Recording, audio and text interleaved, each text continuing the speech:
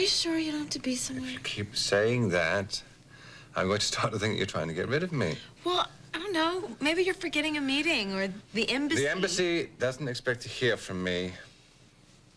Well, at least not until after your sister's rehearsal.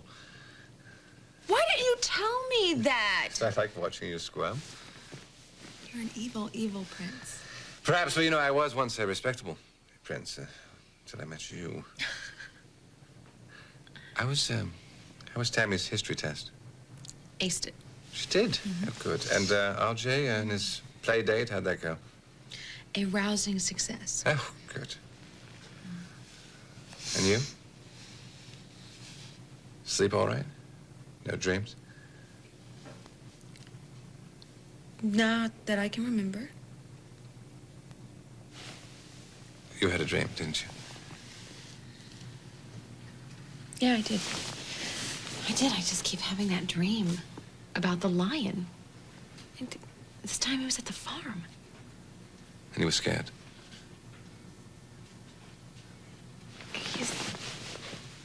Well, it's a lion, you know? He's obviously strong and ferocious. I don't know, he was just watching me. I don't want to talk about it. I want to hear about your dreams. What do you dream about? My dreams? Well, you see, darling, I don't need to dream anymore. Because I just look at you and I realize that any dream that I could possibly have has already come true. Come on. Everybody dreams. I want to hear one of yours. Well, I did have one. Yeah? Yes.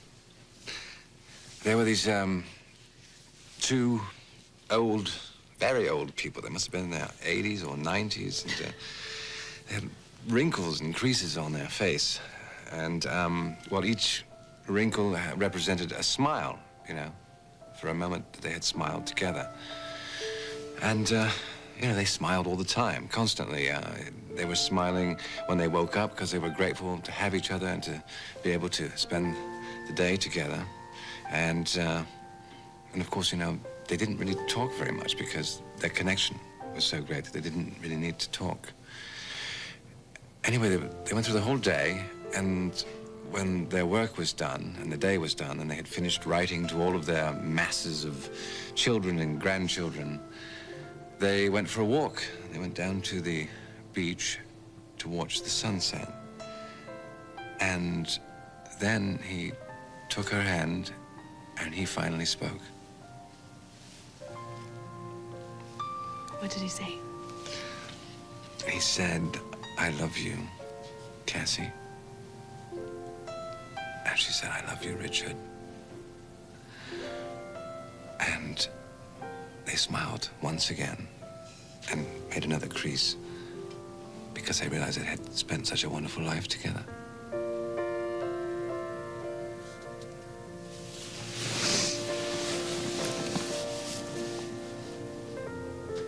It's a wonderful dream. And I can't wait for it to become a reality.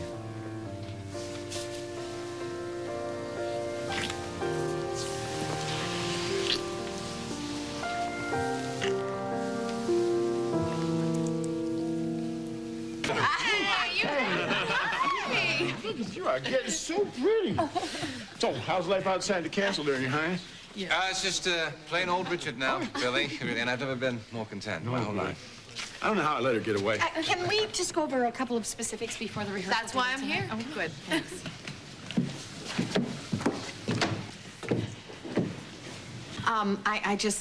You've done so much already, but I just wanted to make sure that, I have Josh's favorite dessert. That is done. The music is done. The seating arrangement is done. Matter of fact, that's already what the caterer's done. Done. Anything else? Don't you have the best little sister? I do. You are meticulous. You're capable. You're strong. Look, you guys dragged this reunion out so long, we were all pulling our hair out, wondering if it was really going to happen. No, I just wanted to make sure we got it right this time. Nothing you have ever done has been more right. Nothing. Thanks. What I think we should do at this point is I think we should split up and make... big secret? We were just discussing the menu for the wedding. Yeah, food. Buzz? Right. Buzz was going to, okay our menu. Yes, sir. I think they've got something up their sleeve. Yeah, that's a bit obvious, but let them have their fun. You know, they don't get it too often. You know.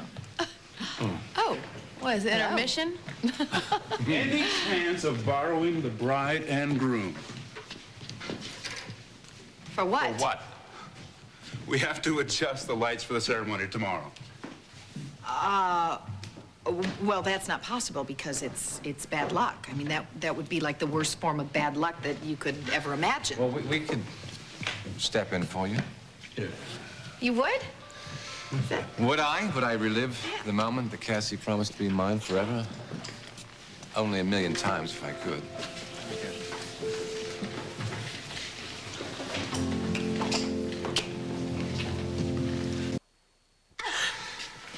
Well, I think, you know, maybe... Are the acoustics all right in here? Maybe we should test the acoustics. I don't think that'll be necessary. thanks. Testing, 1, 2, 3. Testing, acoustics all right. Yes, acoustics all right. I said it won't be necessary, but thanks. I just want to make sure that everything, you know, goes all right for tomorrow. We don't want any mistakes, do we? Definitely not. No.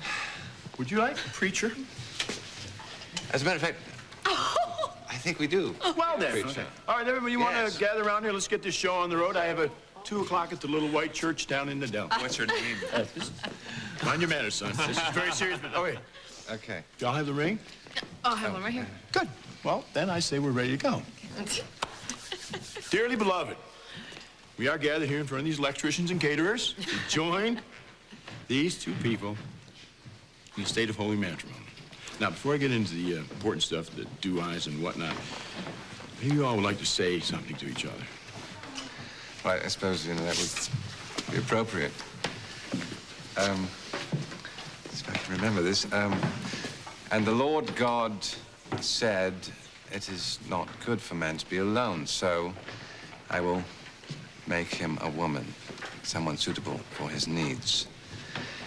But what he didn't say, and what I was completely unprepared for, was just how much a man could love a woman. I've been through the oddest of odysseys over the last few years, Cassie, and, you know, I was a prince, then a president, an ambassador, and now I'm a...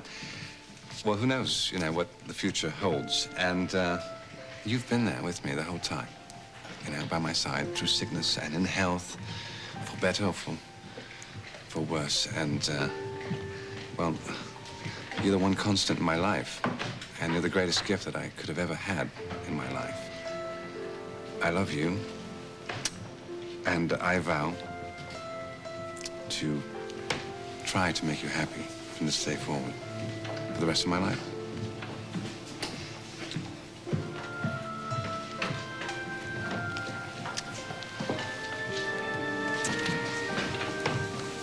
When I was a little girl,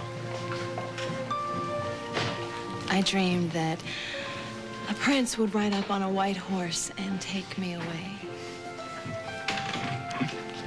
Rescue me from all the bad, wipe away all the loneliness. And I never believed in a million years that it would come true. But it did.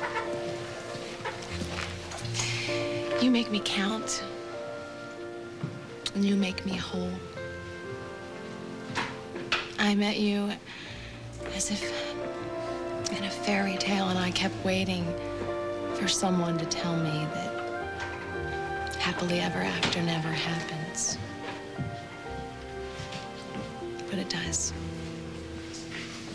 And his name is Richard George Anthony Winslow III. I think you better get in here and pronounce this man and wife before so I have to kiss this person. By the power invested in me and the good Lord above, I pronounce you man and wife. You may now, sir.